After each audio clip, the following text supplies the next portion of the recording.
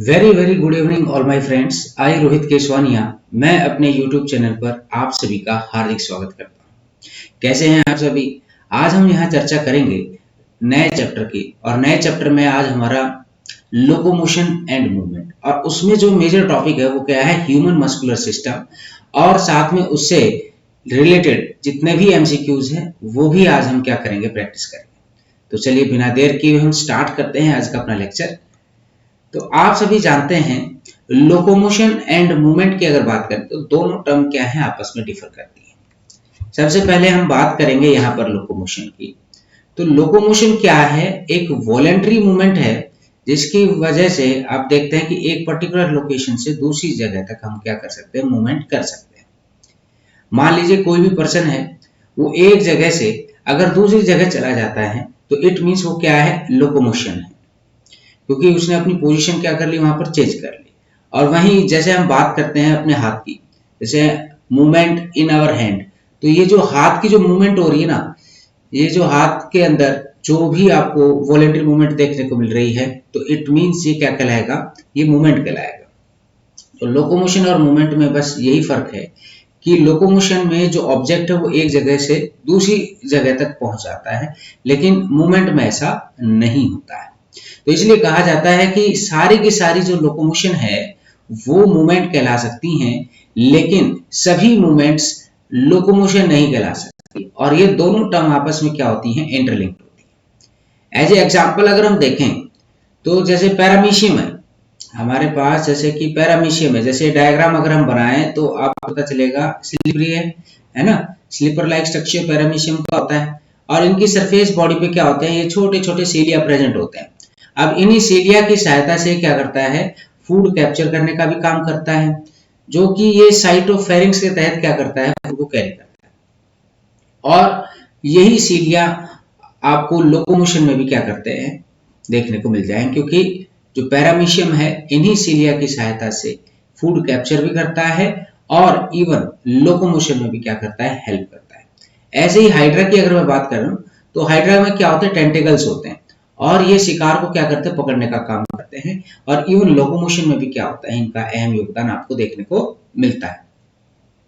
वहीं अगर मैं लिम्स की बात करता हूं, जैसे फोर लिम्स है, हाइंड लिम्स है, तो एक तो इनसे इनके द्वारा क्या होता है, बॉडी पोस्चर चेंज हो जाता है, और दूसरा ये लोकोमोशन में क्या करते हैं, हेल्प करते हैं। तो ये था जो आपको लोकोमोशन के बारे में क्या है, आपको जानना था। दूसरी बात क्या है, यहाँ पर हम आपको बताते हैं यहाँ पर types of movement in the human beings, है ना। ह्यूमन बीइंग्स में किस प्रकार से कौन कौन सी मूवमेंट्स हैं, वो सारे के सारे आपको यहाँ पर बताएं। सबसे पहले आ जाती है हमारी यहाँ पर अमीबॉयड मूवमेंट। अमीबॉयड मूवमेंट की अगर बात करें अगर ह्यूमन बीइंग्स में भी ना, तो आप सभी जानते हैं कि जैसे हमारे WBCs हो गए, है ना, WBC की शेप क्या नहीं होती है, फिक्स नहीं होती है। और इसके अलावा मैक्रोफाज हो गए, उनकी भी क्या नहीं होती है, फिर उनका भी शेप क्या नहीं होता है, फिक्स नहीं होता है।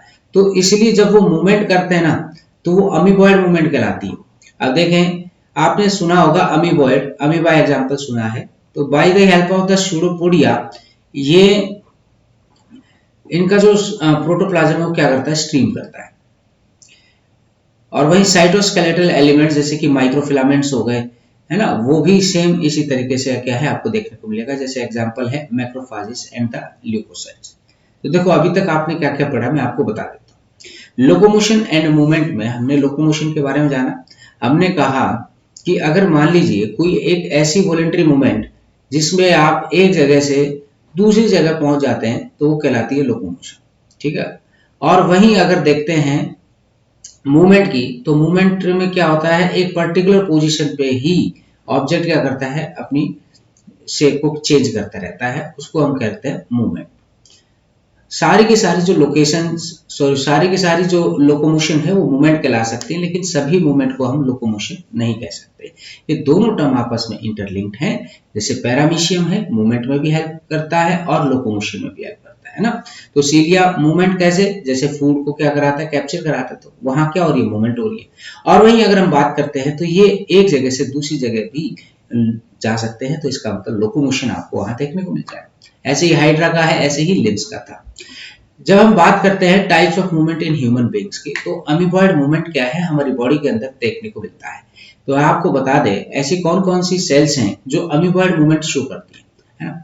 तो हमारे पास मैक्रोफाजेस एंड ल्यूकोसाइट्स, ये दो क्या है सेल्स हैं जो नॉर्मली अमीबॉइड मूवमेंट क्या है यहाँ पर करने का काम करते हैं, क्योंकि इनका शेप, इनका जो साइज होता है वो तो क्या होता है काफी बड़ा होता है, लेकिन ये ब्लड वेसल्स के अंदर क्या करती है, मूव करती हैं। तो किस तरीके से करती है, तो अमीबॉइड मूवमेंट क्या है आपको वहां पर देखने को मिल जाएगा। फिर आता है सीलियरी मूवमेंट। आपने देखा होगा सीलियरी मूवमेंट आपको कहाँ देखने को मिलेगी, जैसे कि हम बोलते हैं small intestine, large intestine, even हमारे ट्रैकिया के अंदर, और ज्यादा से ज्यादा अगर बात की जाए तो फीमेल्स के ओविडक्ट्स में भी सीलियरी मूवमेंट क्या है आपको देखने को मिल जाती है। तो यहां देखेंगे सॉरी, सीलियरी मूवमेंट की बात करें बाय सीलिया, जैसे एग्जांपल लेते हैं हम यहाँ पर सीलियरी मूवमेंट इन ट्रैकिया, ये डस्ट पार्टिकल्स को रिमूव कराने में हेल्प करती है, इवन फॉरेन सब्सटेंसेस को भी क्या करते हैं, रिमूव कराते। और वही मस्कुलर मूवमेंट की बात करते हैं तो हमारी जो मसल मूव करती है ना, तो वो क्या कहलाती है, मस्कुलर मूवमेंट कहलाती है। एक और है जैसे कि हम बोलते हैं फ्लैजिलर मूवमेंट।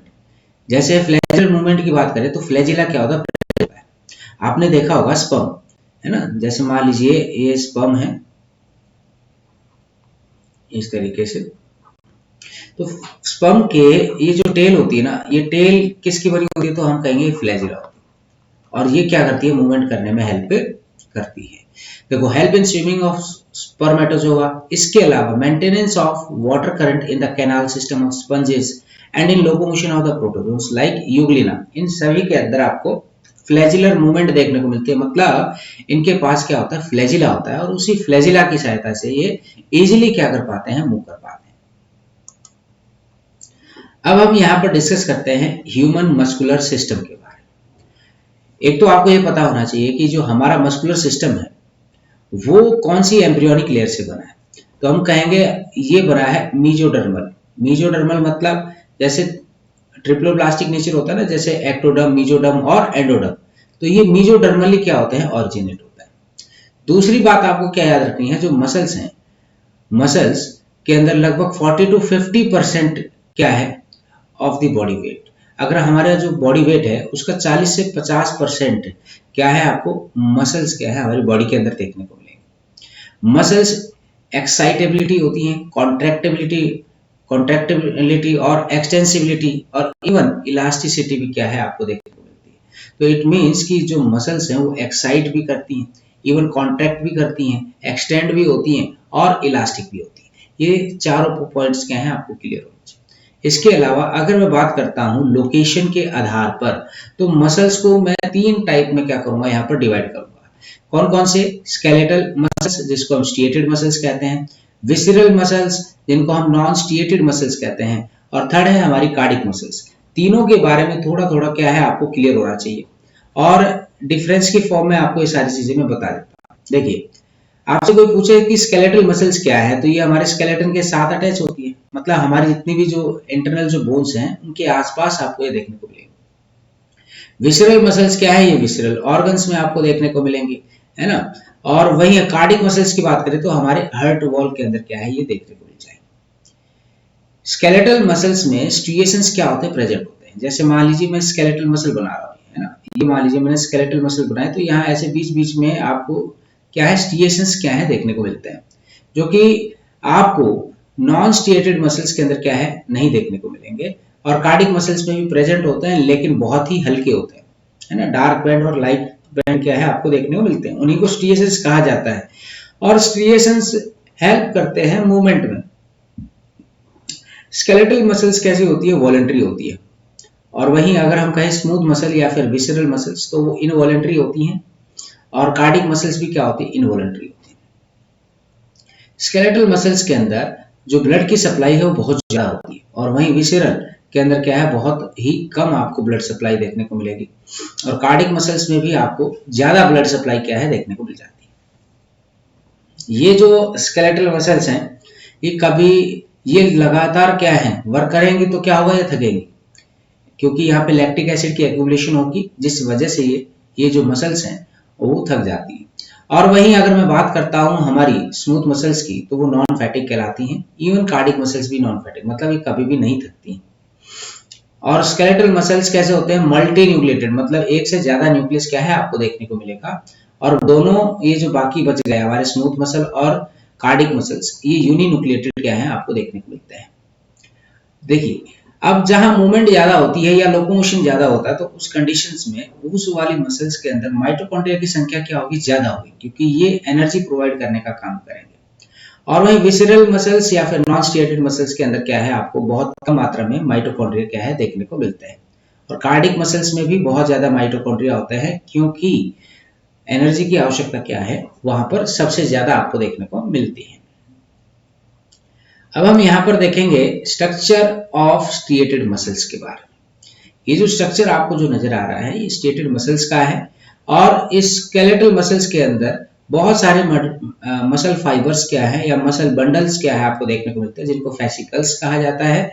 और इनके अंदर ये सारे के सारे क्या होते हैं इकट्ठे, आपको कनेक्टिव टिश्यू लेयर के, कोलेजनस कनेक्टिव टिश्यू लेयर के द्वारा क्या होते हैं कनेक्टेड होते हैं। इसको हम फैसिया के नाम से जानते हैं। तो ये देखिए, बाहर जो आपको लेयर नजर आ रही है उसको बोलते हैं फैसिया।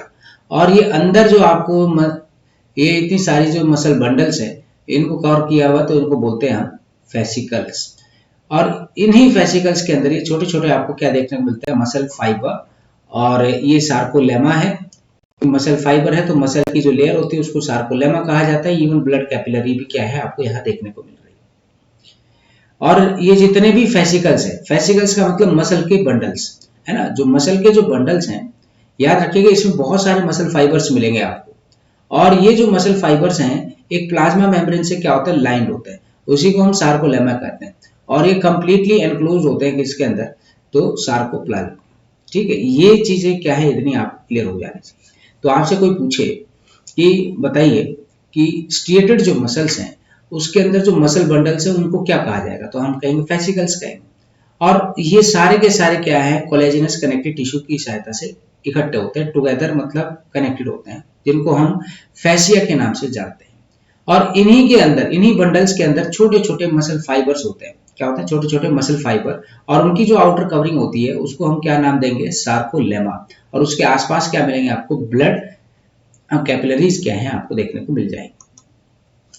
जितने भी मसल फाइबर जो आपको यहाँ पर देखने को मिल रहे हैं उनके अंदर आपको मायोफिलामेंट देखने को मिलेगा, जिनको हम मायोफिब्रिल्स के नाम से जानते हैं। और जितने भी मायोफिब्रिल्स हैं उनमें आपको अल्टरनेट डार्क और लाइट बैंड क्या है देखने को मिलेगा। मैंने आप बताया था ना आपको, जो हमारे स्केलेटल जो मसल्स होती हैं उसमें डार्क और लाइट स्ट्रिएशंस क्या है आपको देखने को मिलते हैं। डार्क वाले को एन आइसोट्रॉपिक बोलते हैं, ए बैंड। और लाइट स्ट्रिएशंस को हम आइसोट्रॉपिक बोलते हैं, जो कि आई बैंड कहलाता है। ये दोनों की मौजूदगी बहुत जरूरी है, क्योंकि ये कॉन्ट्रैक्टाइल प्रोटीन्स कहलाते हैं। थिन एक्टिन फिलामेंट और थिक मायोसिन फिलामेंट की क्या है आपको लेयर देखने को मिलेगी। आई बैंड के अंदर क्या होता है? एक्टिन प्रेजेंट होता है ना। आई बैंड के अंदर एक्टिन, एक्टिन क्या है? प्रोटीन है। तो आई बैंड में एक्टिन पाया जाता है। और ए बैंड की अगर बात करें तो इसमें एक्टिन और मायोसिन दोनों पाए जाते हैं। और ये दोनों के दोनों पैरेलली क्या होते हैं? अरेंज होते हैं। दोनों आपस में क्या होता है? पैरेलली अरेंज होते हैं, जो कि आपको स्ट्रक्चर के अंदर आपको थोड़ा सा पता चल जाए। ए बैंड के अंदर क्या है? बियर्स ए लाइटर मिडल रीजन, बीच वाला जो रीजन आपको देखने को मिलेगा जिसको हम एच बैंड के नाम से जानते हैं, वहां केवल और केवल आपको मायोसिन प्रोटीन क्या है देखने को मिलेगा। और थिन डार्क लाइन जो कि एम लाइन कहलाती है, वो एच जोन के बिल्कुल मिडल से क्या है आपको होते हुए दिखाई देगी। और वहीं आई बैंड देखें तो ये बाइसेक्ट करती है डेंस डार्क बैंड, जिसको हम जेड लाइन के नाम से जानते हैं। और याद रखिएगा, दो जेड लाइन के बीच का जो रीजन है उसको सार्कोमियर कहा जाता है। तो आपसे कोई पूछे कि what is the smallest unit of striated muscles, तो हम उसको सार्कोमियर कहते हैं। और ध्यान रखें, it is the functional unit of muscle contraction. It is the functional unit of the muscular contraction. किसके लिए? सार्कोमियर की हम यहाँ पर बात कर रहे हैं। तो जो मैंने अभी आपको थोड़ा सा ये बताया है, ये पूरा इतना तो आपको लिखना पड़ेगा, है ना।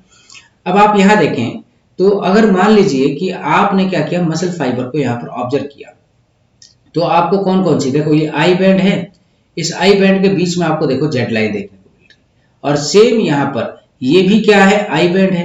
और इस आई बैंड के अंदर भी आपको ये जेड लाइन देखने को मिलेगी। तो यहां से लेकर यहां तक ये जो पार्ट है, यहां से लेकर यहां तक, इसी को क्या कहा जाएगा, सार्कोमियर कहा जाएगा। और ये बीच में जो आपको नजर आ रहा है, ये क्या है, ए बैंड है। और ये बीच में बिल्कुल हल्का सा जो आपको नजर आ रहे हैं, इनको एच जोन कहा जाता है। ठीक है, तो नीचे ये जो डायग्राम है, इससे और ज्यादा क्या है, क्लियर हो जाएगा। देखो, ये आपको डार्क बैंड नजर आ रहा है जो कि मायोसिन का बना हुआ है। ठीक है, ये मायोसिन, और साथ में आपको ये ऊपर क्या है, लाइट बैंड्स क्या है आपको देखने को मिलते हैं, जो कि एक्टिन वाले आपको मिल जाए। और ये वाला जो पोर्शन है, ये यहां से लेकर यहां तक, इसको सार्कोमियर कहा जाता है। और बीच वाले पोर्शन को हम क्या बोलते हैं, एच जोन कहते हैं। और ये वाला आई बैंड है जिसके बीच में आपको जेड लाइन क्या है आपको देखने को मिल जाएगी। अब हम यहां पर देखेंगे स्ट्रक्चर ऑफ कॉन्ट्रैक्टाइल प्रोटीन्स। तो एक्टिन फिलामेंट के अंदर ना दो फिलामेंटस एक्टिन्स क्या है यहाँ पर देखने को मिलता है, which form A double helix. तो आपको ऐसा लगेगा डबल हेलिकल स्ट्रक्चर क्या है आपको यहाँ देखने को मिल जाता है। एफ एक्टिन पॉलीमर होते हैं मोनोमेरिक ग्लोबुलर एक्टिन्स के। तो इसका मतलब जो एक्टिन्स है वो सारे के सारे क्या है, ग्लोबुलर्स हैं, मोनोमेरिक कंडीशंस में आपको देखो। एक्टिन के अंदर दो अदर प्रोटीन्स भी क्या है आपको देखने को मिलेंगे, ट्रोपोमायोसिन एंड ट्रोपोनिन। एक्टिन के अंदर दो और भी प्रोटीन होते हैं जिसको हम बोलते हैं ट्रोपोमायोसिन और ट्रोपोनिन। और ये दोनों के दोनों जो फिलामेंट है ना ट्रोपोमायोसिन के, ये run along the grooves of the F actin double helix. और ट्रोपोनिन के अंदर आपको मिल जाएंगे 3 सब यूनिट्स। और ये जो है आपको रेगुलर इंटरवल पे क्या है, ट्रोपोमायोसिन के ऊपर देखने को मिलते हैं। जब रेस्टिंग स्टेट होती है तो जो सब यूनिट है ना ट्रोपोनिन की, वो क्या करता है, मास्क कर लेता है, मतलब मायोसिन की जो बाइंडिंग साइट है उसको ढक लेता है ऑन द एक्टिन फिलामेंट। और हर मायोसिन फिलामेंट की अगर मैं बात करता हूं तो ये पॉलीमर क्या होता है ऑफ मैनी मोनोमेरिक प्रोटीन्स, जिसको हम मीरोमायोसिन के नाम से क्या है जानते हैं। तो देखिए, आपको इतना याद रखना है, कॉन्ट्रैक्टाइल प्रोटीन के अंदर एक्टिन फिलामेंट होते हैं जो दो फिलामेंटस से बने होते हैं, है ना, दो फिलामेंटस एक्टिन से बने होते हैं, जो कि डबल हेलिकल स्ट्रक्चर आपको देखने को मिलता है। दूसरी बात क्या है, मोनोमेरिक यूनिट आपको पता होनी चाहिए, वो है ग्लोबुलर एक्टिन। ठीक, तीसरी बात आपको याद रखनी है कि दो और भी प्रोटीन्स क्या है आपको देखने को मिलते हैं, ट्रोपोमायोसिन और ट्रोपोनिन। और ये दोनों फिलामेंट ये क्या है, एफ एक्टिन डबल हेलिक्स में क्या करते हैं, रन करते हैं। ट्रोपोनिन में भी 3 यूनिट आपको देखने को मिल जाएंगी रेगुलर इंटरवल पे, ट्रोपोमायोसिन। और ये जो रेस्टिंग स्टेट में जब होते हैं तो जो सब यूनिट है ना ट्रोपोनिन की, वो क्या है, वो मास्क कर लेती है, किसको, मायोसिन बाइंडिंग साइट को मास्क कर लेती है। जब वो मास्क कर लेगी तो इसका मतलब क्या है कि वो रेस्टिंग कंडीशन में है। और जैसे ही मास्क हटेगा तो इसका मतलब वो कौन सी कंडीशन में आ जाएगा, तो आप कहेंगे कि वो कॉन्ट्रैक्ट करने का क्या करेंगे, वहां पर काम करेंगे। तो हर मायोसिन फिलामेंट के अंदर क्या है, मोनोमेरिक प्रोटीन्स होता है, जिसको मीरोमायोसिन के नाम से हम जानते हैं। थोड़ा कॉम्प्लेक्स टॉपिक है, थोड़ा सा इसको 1-2 बार रिवाइज जरूर कीजिएगा। ये देखिए, आपको यहां पर दिखाई दे रहा होगा, ये जो स्ट्रक्चर आपको जो नजर आ रहा है मीरोमायोसिन, इसमें आपको 2 पार्ट नजर आएंगे। एक तो ये आगे वाला हिस्सा है, ये जो आगे वाला हिस्सा है इसको HMM लिखा है ना। HMM का मतलब क्या होता है, हैवी मीरोमायोसिन हम बोलते हैं। और यहाँ पर ग्लोबुलर हेड आपको देखने को मिलेगा, इवन छोटी छोटी आर्म्स आपको देखने को मिलेगी। और वहीं हम बात करते हैं कि ये किस तरफ मतलब प्रोजेक्ट करते हैं, तो ये बाहर की तरफ क्या है, आउटवर्ड्स क्या करते हैं, प्रोजेक्ट करते हैं। और वहीं लाइट मीरोमायोसिन की बात करते हैं, टेल वाले पार्ट को हम लाइट मीरोमायोसिन कहते हैं। ग्लोबुलर जो हेड पार्ट है ना, ये एक्टिव हो जाता है किसके द्वारा, एटीपीएज एंजाइम के द्वारा। एटीपी देखो लिखा ना, एटीपी बाइंडिंग साइट। तो एटीपीएज एंजाइम के द्वारा क्या होता है, ये ग्लोबुलर हेड पार्ट क्या है, एक्टिव हो जाता है। और याद रखिएगा, ये जाके एक्टिन के साथ जुड़ जाता है। और जब ये एक्टिन के साथ जुड़ता है ना, तो समझ लीजिएगा कि वहां पे आपको क्या देखने को मिलेगा, कॉन्ट्रैक्शन क्या है आपको देखने को मिल जाएगा। वहां जब कॉन्ट्रैक्शन आपको देखने को मिलेगा तो इससे क्या है कि आपको मूवमेंट क्या है फिर आपको देखने को मिलेगी। तो चलिए अब हम स्टार्ट करते हैं आज के क्वेश्चन आंसर्स। आज के टॉपिक के जो क्वेश्चन आंसर्स आपकी स्क्रीन के ऊपर देखने को मिल रहे होंगे। सबसे पहला जो क्वेश्चन है हमारे पास कि मैक्रोफाजेस एंड ल्यूकोसाइट्स एग्जिबिट, तो आपको बताना है कि किस टाइप की ये मूवमेंट शो करते हैं, ciliary movement, flagellar movement, amoeboid movement या फिर ग्लाइडिंग मूवमेंट।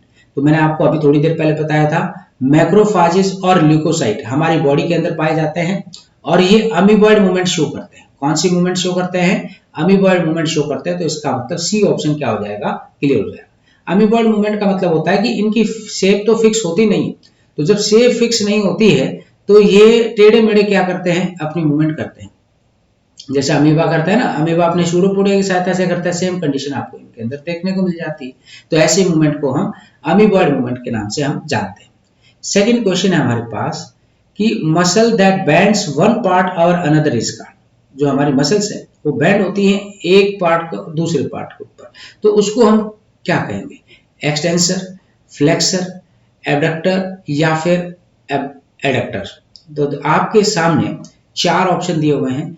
तो क्वेश्चन ये है कि muscle that bends one part और अनदर, है ना, मसल जो है वो बेंड होती है एक पार्ट के दूसरे ऊपर। जैसे मान लो ये पार्ट है तो जस्ट इसके ऊपर एक और पार्ट आपको देखने को मिल जाएगा। तो इस कंडीशन में हम क्या बोलेंगे कि भाई फ्लेक्सिबिलिटी वहां पर क्या है आपको मिलेगी। तो इसका मतलब फ्लेक्सर, क्योंकि मूवमेंट हो पाएगी ना। Abductor muscle is antagonist of. Abductor muscles antagonist होती है किसकी? तो आप कहेंगे एडक्टर की। किसकी होगी? एडक्टर की। क्या है आपको ये देखने को मिल जाएगी। नीट 2016 में पूछा गया क्वेश्चन है, name the ion responsible for unmasking of active sites for myosin for cross bridge activity during the muscle contraction. देखो कभी भी जैसे मान लो कि पेन हो जाता है, हमारी मसल्स में पेन हो जाता है। ज्यादातर लेडीजों में क्या है कि ज्यादा थोड़ा सा काम हो जाता है तो पैरों में दर्द करने लगता है, हाथों में दर्द करने लगता है।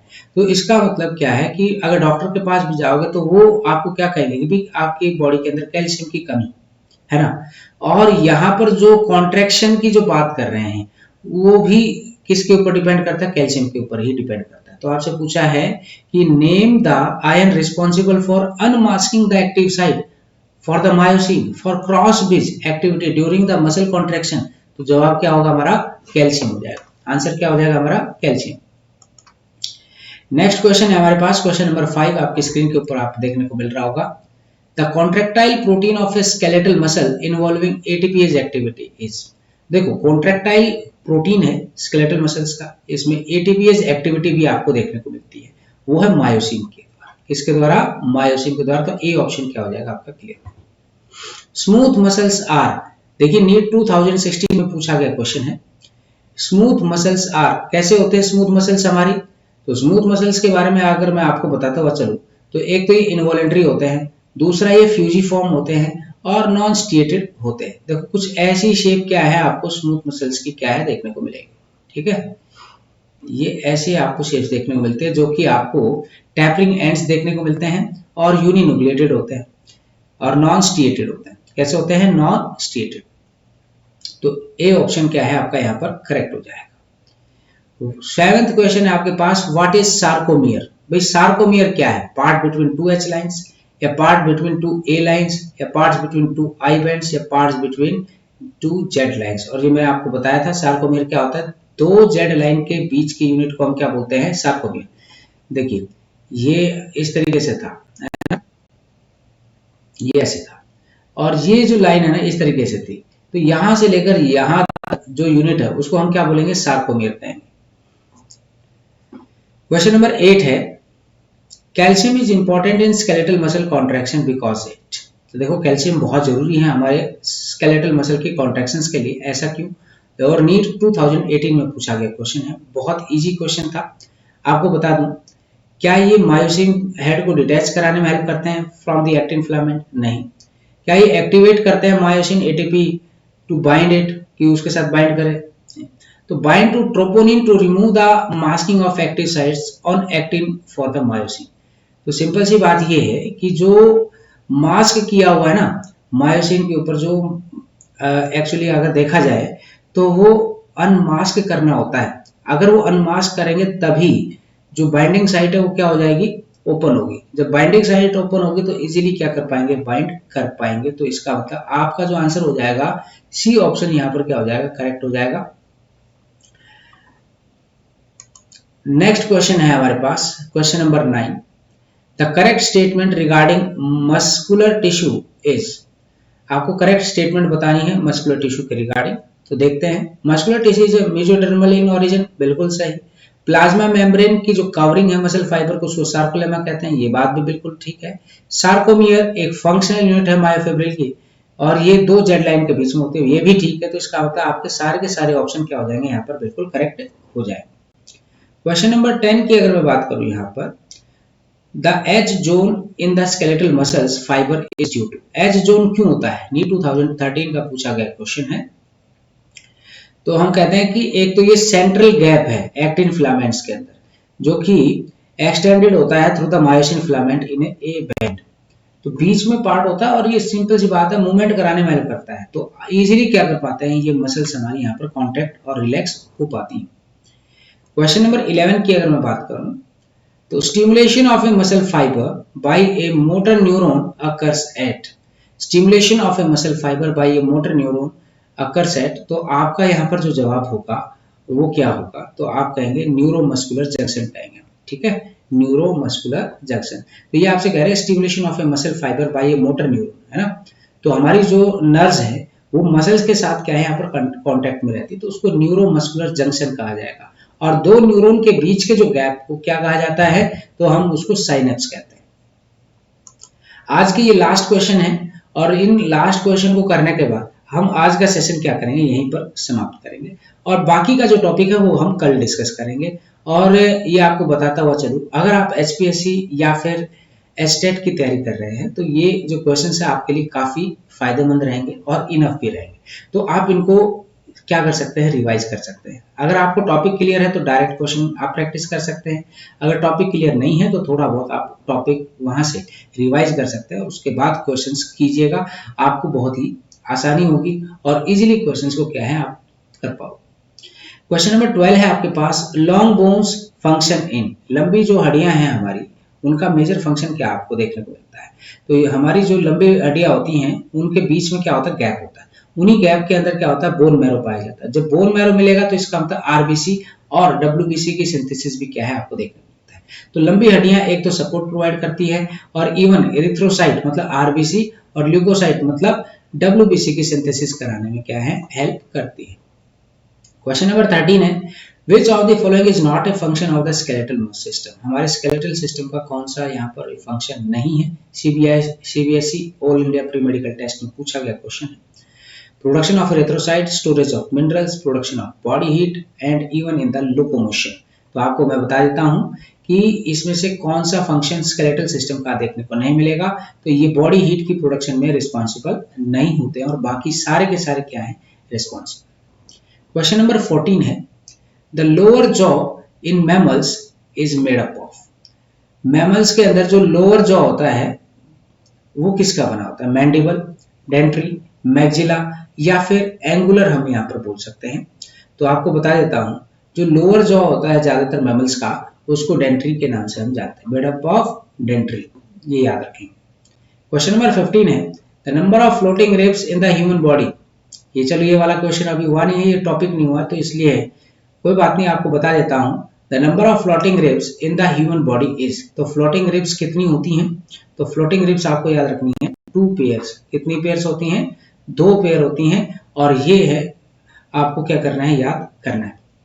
तो ये था आज का सेशन, कैसा लगा कमेंट बॉक्स में लिख के जरूर बताइएगा। आपसे कल फिर मुलाकात होगी, तब तक के लिए जय हिंद, जय भारत, धन्यवाद।